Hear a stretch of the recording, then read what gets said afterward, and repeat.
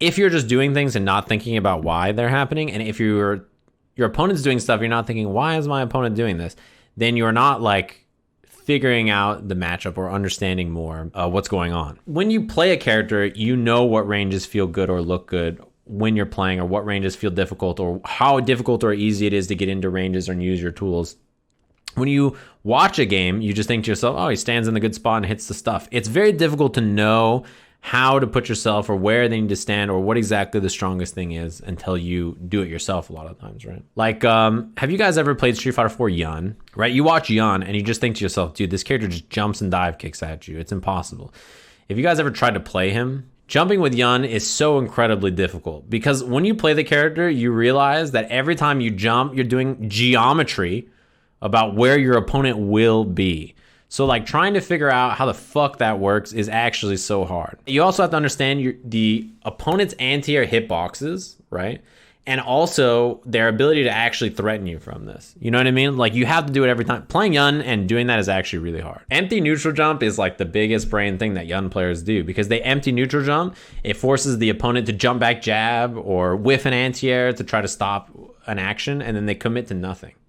You just let your opponent make mistakes or give up ground without actually committing to an answer. I'm encouraging you guys to try it.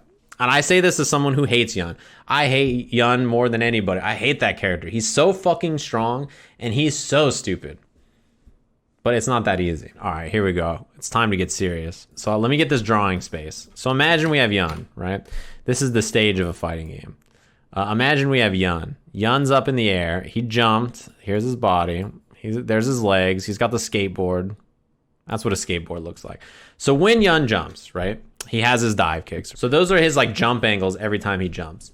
Now keep in mind, every time Yun and his boat try to dive kick into the river Styx, they have to hit your toes to be plus. And also keep in mind that Yun does not only have regular jump. When Yun jumps forward, right, so he goes like this and he's jumping this way, he can continue to jump forward. He can just do a regular jump. Full jump forward with a button.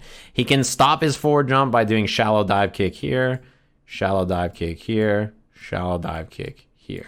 So that's what makes, spacing difficult in those situations. And it's difficult as just aiming at the feet. Just aim at the feet. It's just like playing a shooting game, exactly. Just aim at their head and click. Shooting games are so easy. So when playing against Yun, if I see him jump, should I approach him to be negative? Yes. One of the strongest tools that anybody can do against a dive kick character is walk forward.